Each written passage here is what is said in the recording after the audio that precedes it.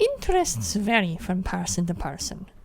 Each of us has an opinion on what is good, what is enjoyable, what we find worthy of our time.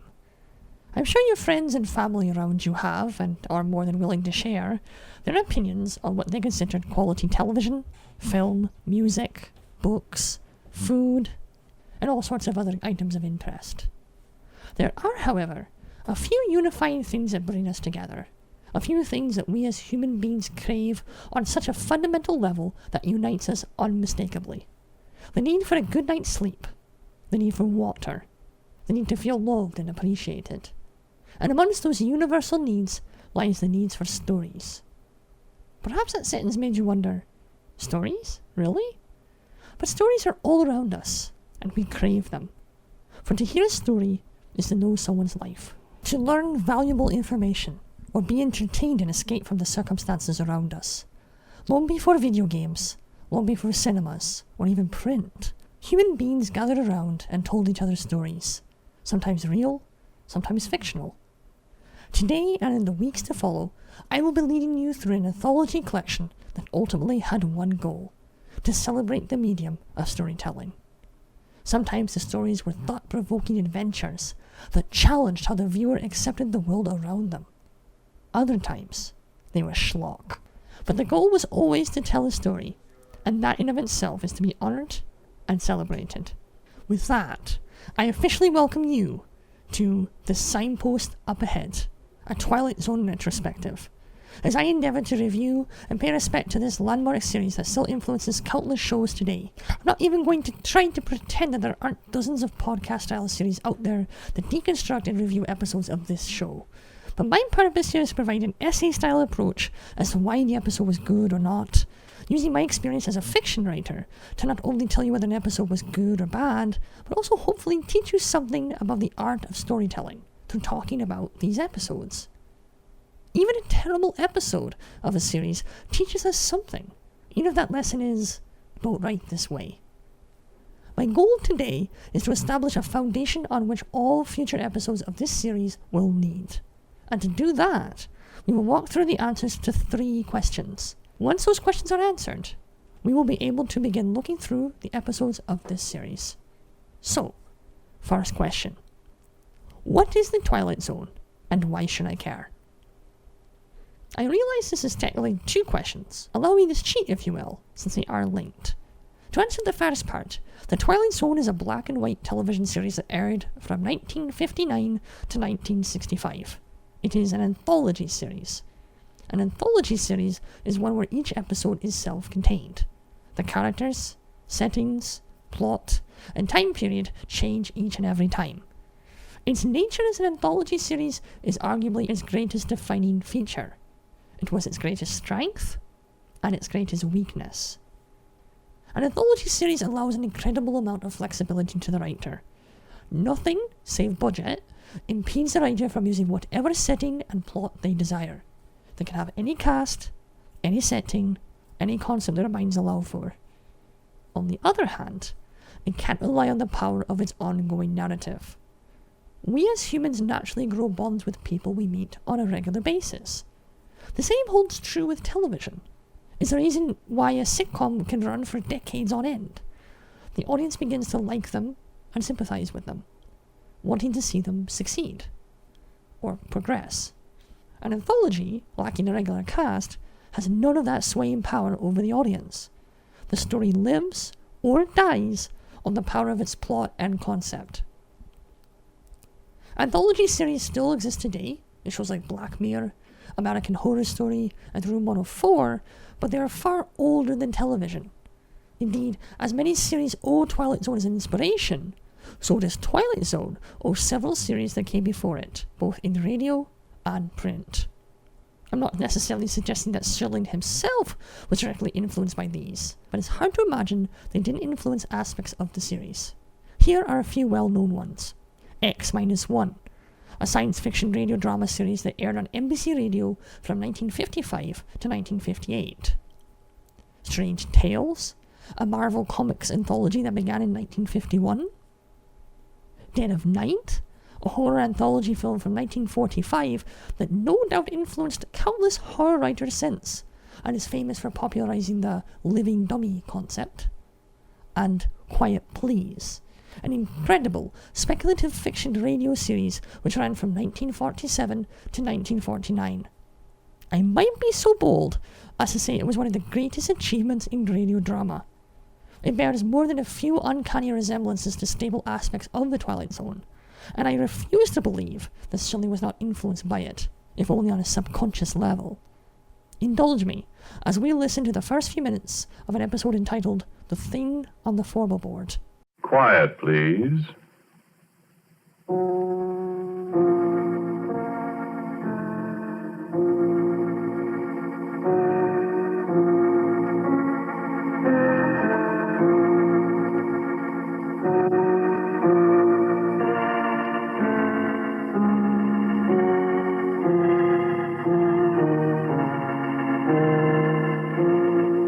The Mutual Broadcasting System presents Quiet Please, which is written and directed by Willis Cooper and which features Ernest Chappell.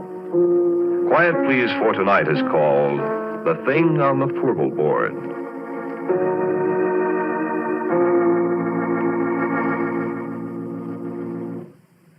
Me, I'm a roughneck. Well, I was a roughneck, 20 years ago. A little too old, too slow now. Besides, I got $1 now. I don't have to be a roughneck, you see. Married, got a nice home. Had to meet my wife. Hey, Mike. Her name's Maxine, but she likes to be called Mike. Mike! I guess she's busy out in the kitchen someplace. Besides, she doesn't hear very well. Shame, too. She's so pretty and everything. Well, you'll meet her. Sit down. I was saying I was a roughneck. Well, no, that doesn't mean exactly what you think it means. A roughneck is an oil field worker, specifically a guy in a drilling crew. Call them roughnecks like you call a section hand on the railroad a gandy dancer, a garage hand a grease monkey. Same time you work around a drilling crew for a while, you're going to be a roughneck in every sense of the word, boy. A derrick floor or a four-bolt board's no place for a guy with a bow tie. Because when you have to fool around with drilling holes that go farther down the ground than it is from the top of Pike's Peak down to sea level... Yeah, sure they do. The time I was a roughneck, we got this one well down to 7,313 feet. That was a record. But last May, Pure Oil brought one in out in the Natrona Valley in Wyoming at 14,309 feet. That, friend, is almost 3 miles. Quite a hole, that, huh? Sure, I don't think there's an oil man in the world that don't wonder one time or another what's down there, besides rock and oil and gas. Oil that's made out of trees that died 20 million years ago. Oil that's made out of dinosaur bones. Oil that's maybe made out of the flesh and blood of men, maybe, that beat each other to death with a stone axe, ate saber-toothed tiger for lunch. Yeah, you get to wondering. You look at the cores that come up from way down there, and sometimes the little shells, trilobites mostly, that was alive when Manhattan Island, where New York is, was under half a mile of ice. We found something once, me and Billy Grunwald, and something found us. I'll tell you about it. Quiet Please is available for free on quietplease.org. Please check it out. Twilight Zone effectively bridges the gap between anthologies of yesteryear and anthologies that were continued to be made. Though it never had very good ratings, and actually got cancelled and almost cancelled several times, it does stand as a landmark series, as it manages to straddle the end of the era of radio dramas and the dawn of long-form television. If nothing else, that's a pretty good reason to care, in my opinion. In fact, Rod Serling got his start in radio before turning to television and what it could offer. Speaking of which, our second question. Who was Rod Serling, and why did he make this series? This is the heart and soul of understanding The Twilight Zone. Rod Serling's life story, profession, and worldviews are what define this show. The Twilight Zone was his baby, his legacy. While there are of course countless actors, production staff, and other writers, including the legendary Richard Matheson, Rod Serling's heartbeat and brainwaves can be felt through the fabric of the series. Before I go any further, I want to be clear that this is an essay, and not a fanboy rant. Rod Serling was just a man like you and me. He was a flawed writer and can be critiqued as much as anyone else can, but his brilliance as a writer and salesman cannot be denied. What do I mean by that? I'll answer in good time. But first, a short biography on Rodman Edward Serling. Much of this you can find on Wikipedia if you're so inclined, so I really will be brief before returning to my main point. Serling was born in New York, United States, on Christmas Day, 1924. Must have been a bummer when it came to presents, eh? He was an avid amateur writer throughout his school life, participating in his school's debate club and writing for his high school newspaper. He graduated in 1943 and enlisted in the U.S. Army the next day, serving in the 511th Parachute Infantry Regiment of the 11th Airborne Division. He saw active duty against the Japanese Empire in the Pacific.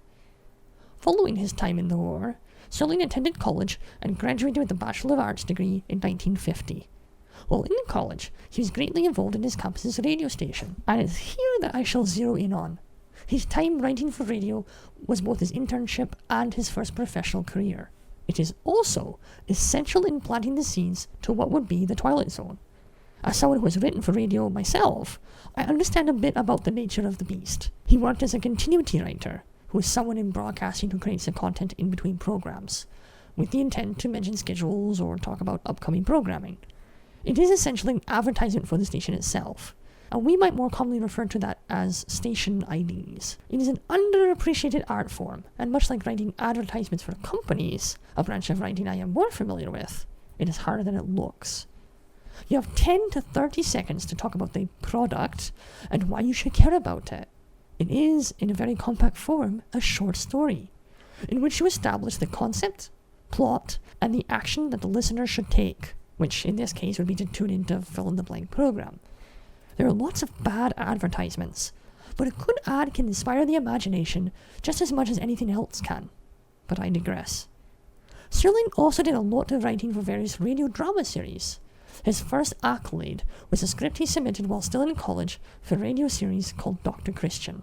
He would write the script and sell it off to a distributor who would then sell it across the country to interested radio stations. Writing for radio, in Serling's words, were essentially an ideas farm.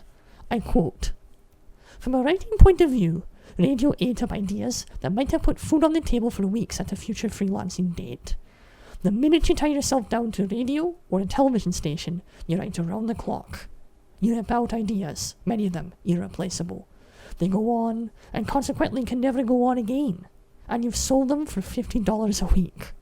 You can't afford to give away ideas. They're too damn hard to come by.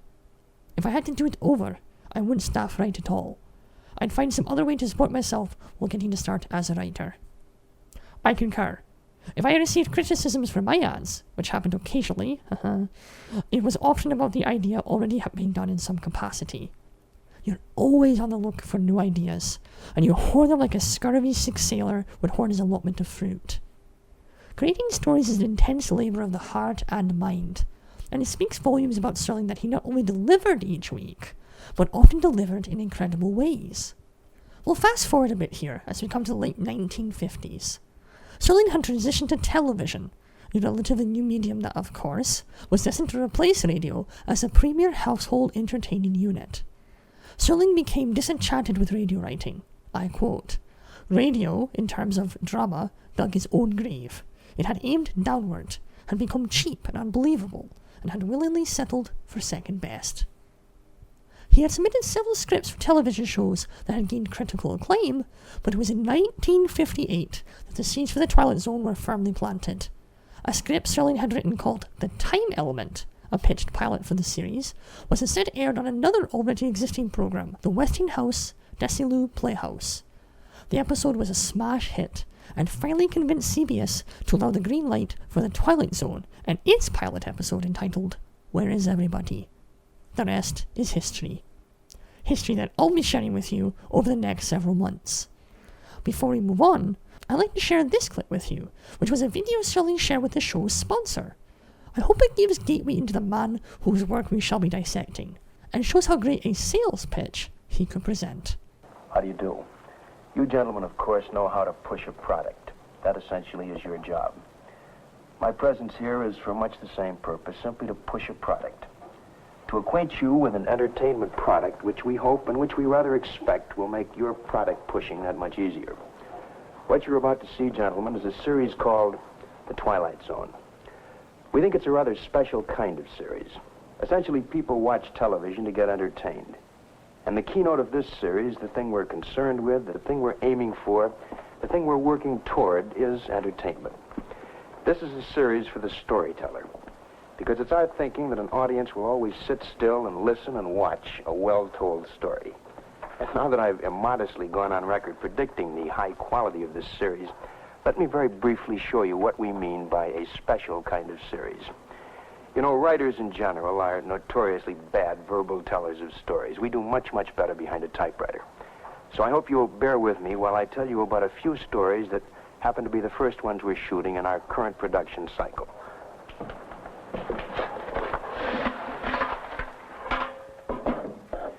This is sand.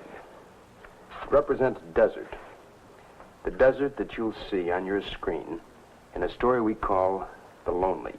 The Lonely is about a man sentenced to a lifetime of solitary confinement. The confinement takes place on a sandy asteroid far out in space. It's the story about a man slowly succumbing to a kind of nightmarish loneliness, a gradual disintegration of mind and body because human beings have that palpable need for companionship. A most benevolent and compassionate official sends the prisoner a long rectangular box containing, well, a machine. A machine inside of a robot built in the form of a woman. It's a robot that talks and acts like a human being. A robot that thinks like a human being. Gentlemen, I can only tell you that The Lonely, which involves a man and a woman made out of plastic and wires with a machine for a heart, will provide a most bizarre experience. As to the physiological extensions of their relationship, that is, man and female machine, and what they do in their spare time, we're leaving this wide open. Object and point here, a file cabinet containing a contract, all very legal and proper, except the party of the first part in this case. Well, what do we call him? He has a lot of names. Beelzebub, Mr. Scratch. Well, that happens to be the party of the first part in a somewhat charred contract. Only in our story, which we call Escape Clause, his name is simply Mr. Cadwallader. As portrayed, he has all the charm of a well-tipped waiter. He makes a deal with a little man who has a psychotic fear of dying. It's really a simple contract. Mr. Cadwallader supplies the immortality, and the little man supplies his soul. And then our little man proceeds to live it up, or down, depending on the moral view. But he gets bored with immortality, and he then proceeds to live a very out-of-the-ordinary kind of a life. A life best described as simply violent.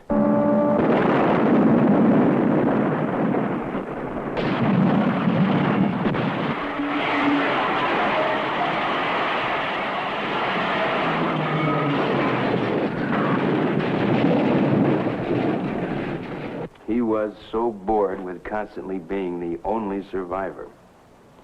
So he now turns to homicide, happily aware that while a jury may convict him, there isn't a single legal modus operandi that the state can use to put him away. A gas chamber? Impossible. They can't kill him. Hanging, electrocution, none of these things are operative on our little friend. He's immortal. But what happens, and we'd be most appreciative if you wouldn't tell this to your friends, is that a very good lawyer pleads his case and gets him life imprisonment. Poor little guy. Yeah, he has immortality. He can live forever, right here, behind these things. We'll hold up on telling you the ending. Just think about it. It'll come to you. Parenthetic note here. On the Twilight Zone, there'll be a variety of stories. And this is a variety that covers not only story type, but time, locale, the nature of the people. For example, this is a Western called Death, Destry, and Mr. Dingle. And this is the principal character in the story. It's a Colt 45. There's a schoolmaster named Dingle who picks up this gun one day, finding it in the schoolyard. Quite accidentally, it goes off on a couple of occasions. First, it hits a rattlesnake between the eyes at 50 yards. Then it knocks the gun out of a desperado's hand. And while it's all quite accidental, the various onlookers make an assumption that Mr. Dingle's a pretty fast gun. And they start to build not only a reputation for this spindly little dude, but also almost a reverent tradition. And as in the classic Western mold, every top gun in and out of the territory converge on the town, ready to invite Mr. Dingle, poor little Mr. Dingle, who really doesn't know how to use a gun, to a showdown. So, Mr. Dingle buys himself a little vial full of liquid, and it's simply out of this world, because it comes with a money-back guarantee, simply that it will make him the fastest gun in the West for 15 seconds. It's this vial he carries into a saloon one night, ready to meet at gunpoint a gentleman called Dirty Dan Destry, a fast gun in his own right. So fast he makes Hugh O'Brien look like Charles Coburn. But when the two men face one another and Mr. Dingle drinks his liquid with the money-back guarantee, he suddenly sees in the hand of his opponent a very familiar vial, identical with his own. I won't tell you the ending except that it's reasonably happy, if unexpected. I hope I haven't done these stories an injustice, because they'll be much better told by actors in front of a camera, as you'll soon note in the picture you're about to see. All I can tell you is that we think the Twilight Zone is pretty unique. We think it'll be much talked about, and we think it'll also be enjoyed. We think it's the kind of a show that will put people on the edge of their seats, but only for that 1/2 an hour. We fully expect they'll go to the stores on the following day and buy your products. We think it's that kind of a show. So now the ham walks off to allow the real object and point to entertain you. The pilot show of your series. Earl Holliman, James Gregory, starring in Where Is Everybody?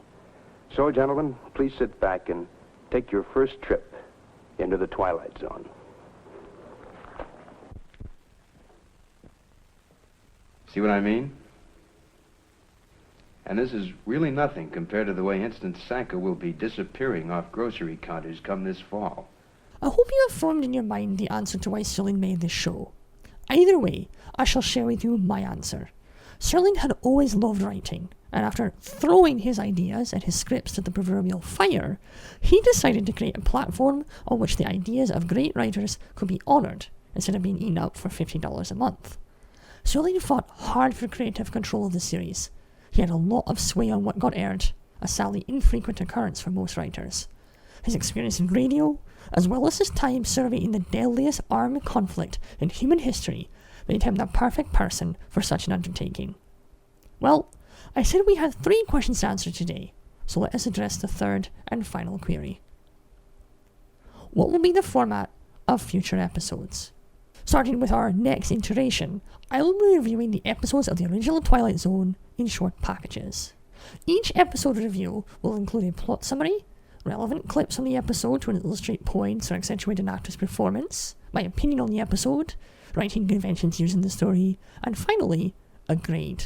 And at the end of each season, I'll do a quick retrospective, which will include a top 3 best and worst episodes of that season, among other things. Now, my grading system is a bit different from others. I'm not just going to assign a mark out of 10 or give a school grade.